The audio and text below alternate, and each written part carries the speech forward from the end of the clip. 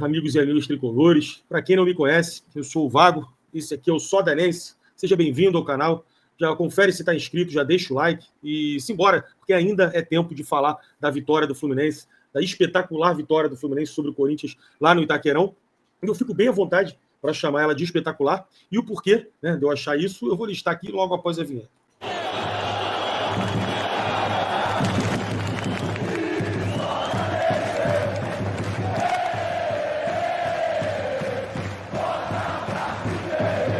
Espetacular, porque além dos 3 pontos, né, marca o início de um campeonato brasileiro que supera, né, as campanhas de 2010 e 2012, onde o Fluminense se sagrou campeão nesses anos, já no modelo de pontos corridos. Né? Em 2010 e 2012 a gente tinha ali os 6 pontos, quando em 10 a gente tinha 2 vitórias e 2 derrotas, né, nesse recorte do campeonato. Em 2012 a gente tinha 1 vitória e 3 empates. Já agora, em 2025, a gente está chegando a 9 pontos, né, com 3 vitórias no Campeonato Brasileiro e 1 derrota, que foi na estreia do campeonato contra o Fortaleza, ainda sob o comando de Mano Menezes.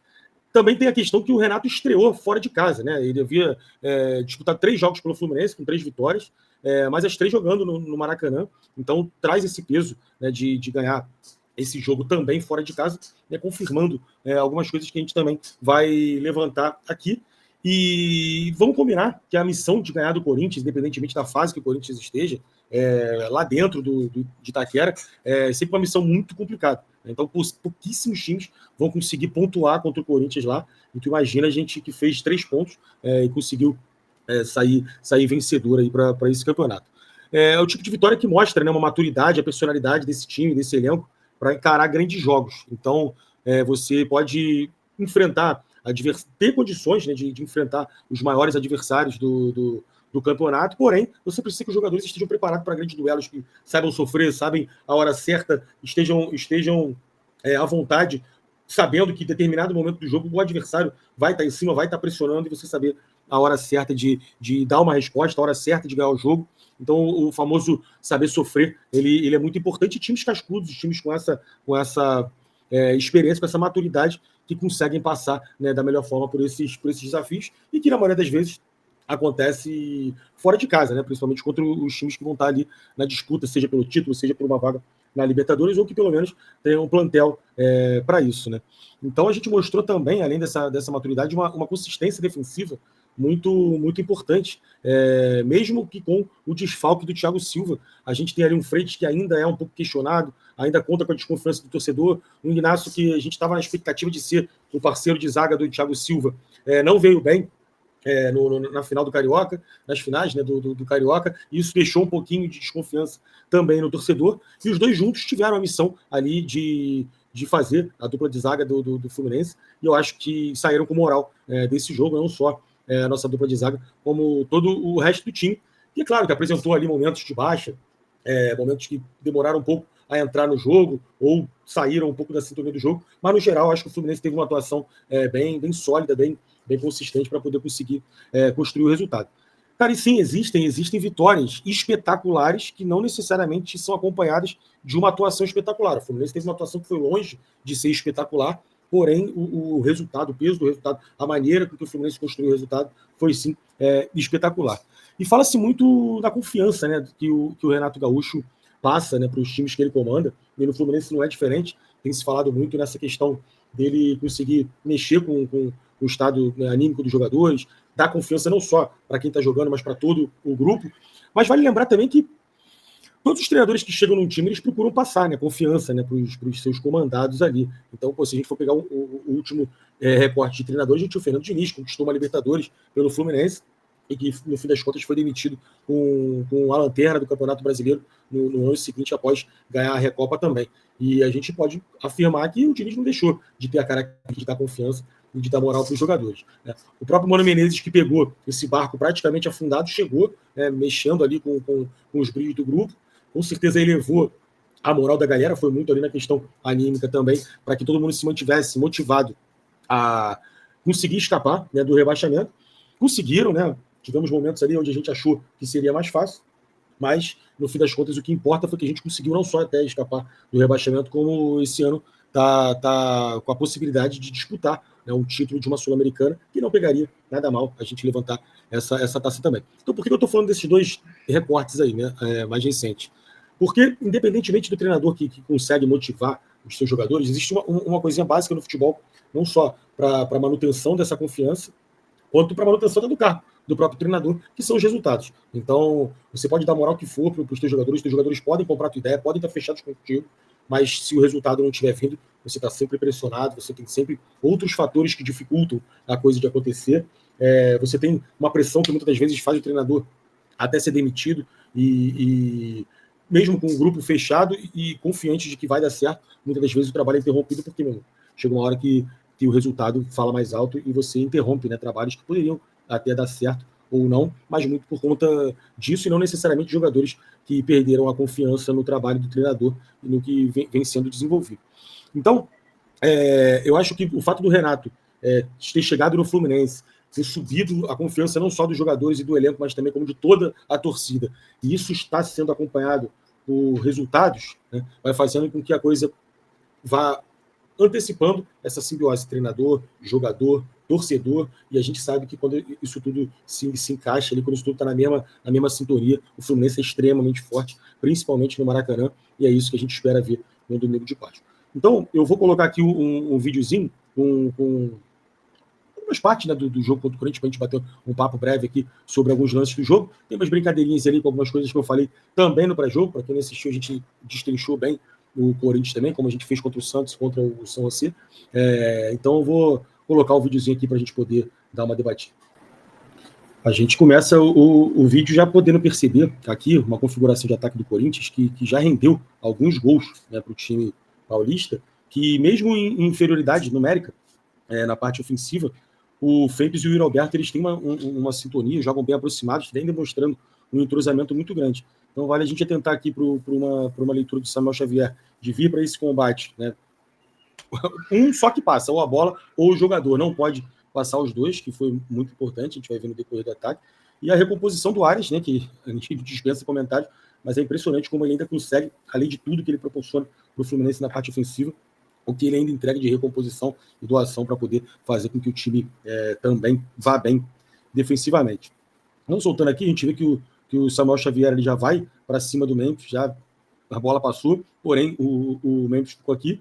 Ela sobe para o Angileri, né, que tenta fazer o cruzamento, como a gente pode ver, ele acaba pegando muito forte na bola, vai lá para o outro lado para o Mateuzinho, e aqui a gente já começa, né, logo no início do jogo, talvez esse tenha sido o momento de maior pressão do Corinthians, um Mateuzinho que tem quantidade de jogadores do Fluminense que está na área, e o Corinthians faz um recurso de fazer essa ligação direta no caso aqui com o Yuri Alberto, mas com o atacante, ao invés de buscar um cruzamento tradicional, né? Então a gente começa a ver a primeira tentativa do Corinthians com essa opção de jogada, e aí agora a gente chama atenção aqui para o Ignacio, que fez a leitura perfeita para poder impedir a finalização do Yuri Alberto. Essa bola ficou viva na área, o Bernal vem para zerar, só que ela ainda bate no Yuri Alberto, sobe, e ainda fica ali no perigo de gol.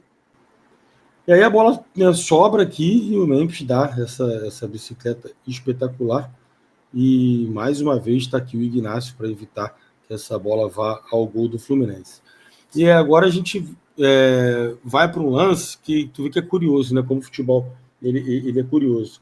Eu acho que alguns jogadores do Fluminense demoraram um pouquinho a entrar no jogo, muito por conta da pressão do Corinthians, pelo fato de estar jogando fora de casa, daquele ímpeto inicial, né, dos corintianos ali no início da partida, mas depois a coisa foi se isentando e a gente terminou, né, a partida, eu acho que com todos os jogadores bem avaliados, né, vamos dizer assim, com atuações que contribuíram e muito para a vitória.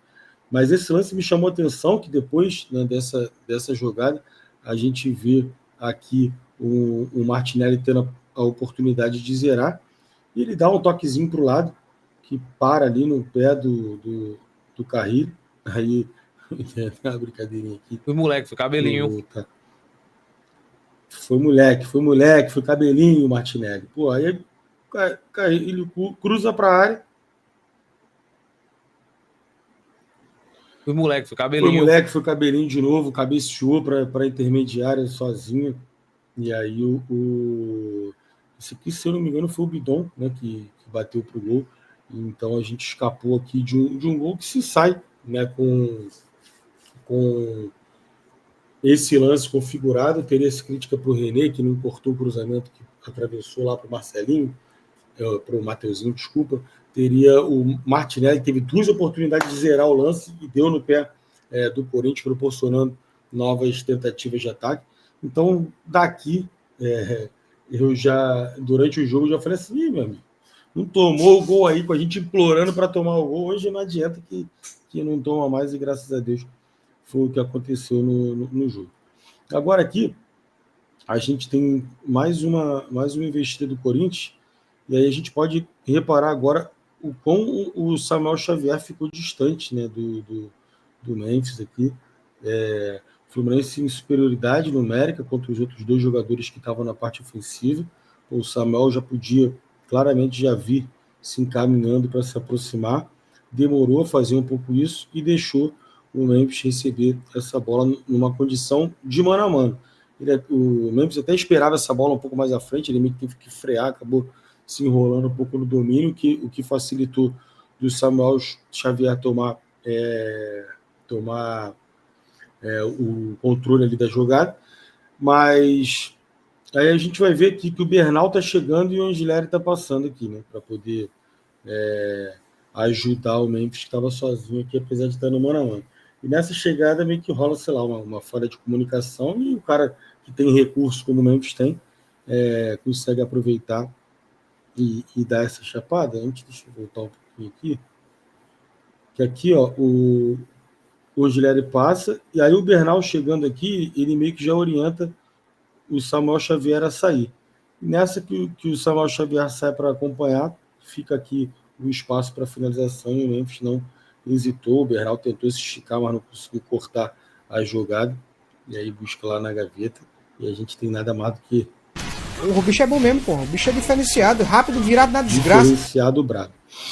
Aqui, mais uma saída de bola, né, do Fluminense, dessa vez com o Bernal.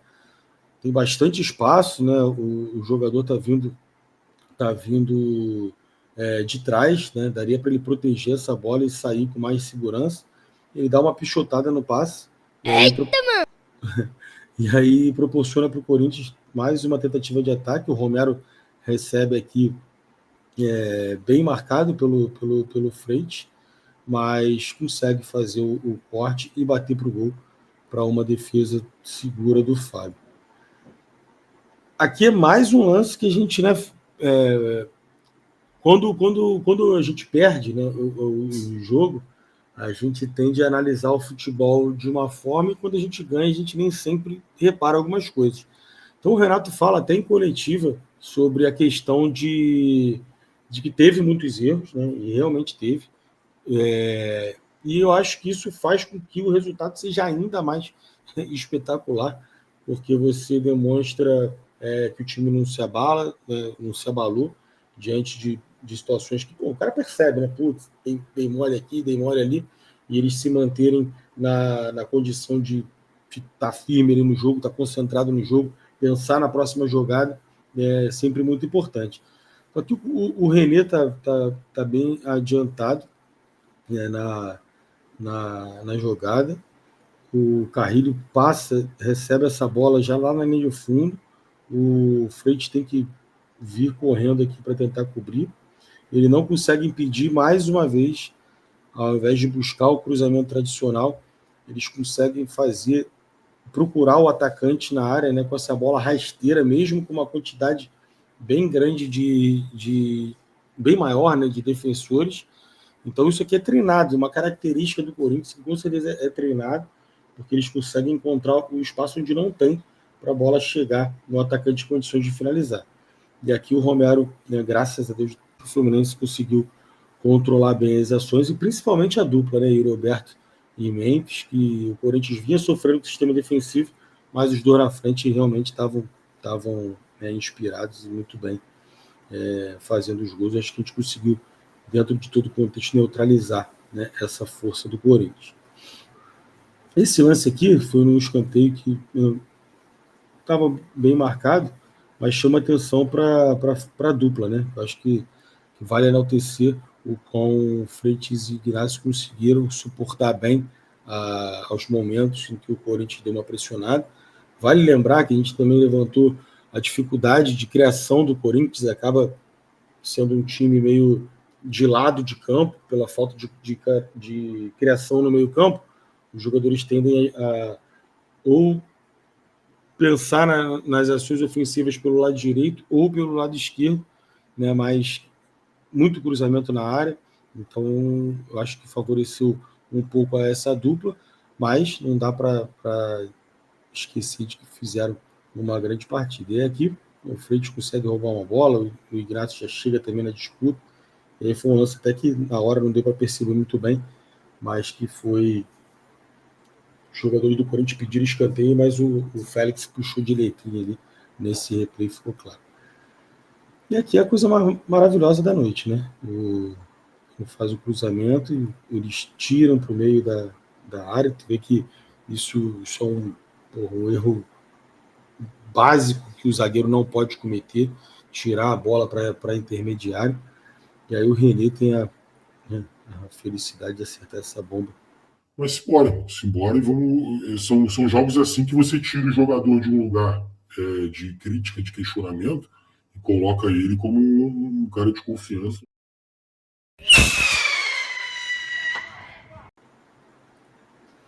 Então eu acredito que o René ele tenha.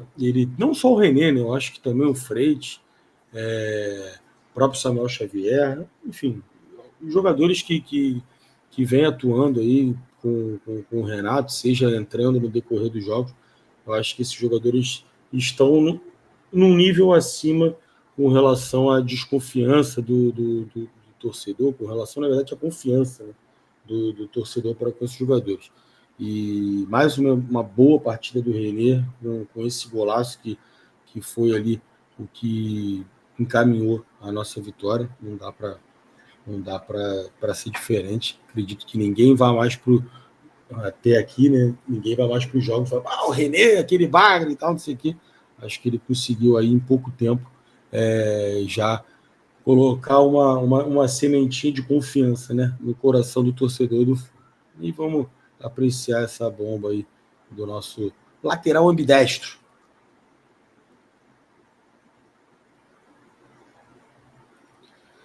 E aqui a gente tem um cenário que mostra, né, com as substituições, mesmo o Fluminense ganhando de 1-0, a gente foi marcar o Corinthians, né, lá em cima, o que é muito importante. O Corinthians está com uma zaga insegura demais por conta das atuações dos últimos jogos, né? Antes desse jogo, o Corinthians em 5 jogos só tinha ganho do Vasco desde a final do Paulista, e acumula aí o 6º jogo sem na verdade, em 6 jogos, né, só conseguiu ganhar 1. Mais uma derrota para esse momento ruim do Corinthians, e a gente está lá em cima pressionando para se aproveitar disso, né? Se a gente for lembrar do Mano Menezes, né, que estava no Fluminense, a chance da gente meter 1-0 e colocar os 11 atrás era de quase 100%. Dificilmente a gente estaria numa situação dessa de conseguir encontrar esse pênalti. Então eu achei que tivesse sido falta, né? Fiquei até reclamando na hora do jogo. Falei, para que vantagem? Pega a falta daqui, muito próxima da área. Como é que pega a vantagem? Então, fiquei reclamando com o nosso amado Martinelli. E graças a Deus, né, o que eu achei que era falta foi um pênalti escandaloso, né, no Ares, que eu acho que não tem o que se discutir. O Pisão curtiu o pênaltizinho maravilhoso do nosso Jonathan. É muito bom a gente acertar tudo. Eu acertei tudo hoje. No passinho e o zagueiro correndo para trás, fazendo um pênaltizinho maravilhoso. Impressionante como ele pega a bola aqui, né, praticamente na intermediária defensiva. O Corinthians tem 2 jogadores, né, um terceiro um pouco mais afastado, outros 2 tentando correr para recompor, e eles vão correndo para trás. E agora aqui já fica numa situação de, né, os jogadores do Fluminense passaram o carro, já ficamos numa situação de superioridade até aqui, o que dificulta, né, a vida da zaga corintiana, que cada um ficou acompanhando o seu e deixou o brabo bater, que se ela vai um pouquinho mais na gaveta, a gente teria visto o terceiro gol, né, do Fluminense. Então, galera, essa foi o nosso pós-jogo, né, análise do que aconteceu nessa grande vitória do Fluminense. Então, vou aproveitar, além de pedir para a galera deixar o like, que chegou até aqui, principalmente deixar um likezinho aí para a gente, que é muito importante. Desejar uma grande Páscoa. Vou entrar em live aí antes do jogo contra o Vitória. Espero que a gente se encontre aí no Maracanã, não deixar de ir. Importante, né? A gente ficava cobrando o Fluminense fazer um reencontro com a boa fase, porque a gente sabe que o time é bom, o time tem condições de render. Então, agora que as coisas estão espetaculares, a gente pode dizer assim, pelo menos na questão de resultado, que no fim das contas é sempre o mais importante, né? Ainda mais no início de trabalho que o Renato vem desenvolvendo ali. Vamos embora, chegar nos 12 pontos, né?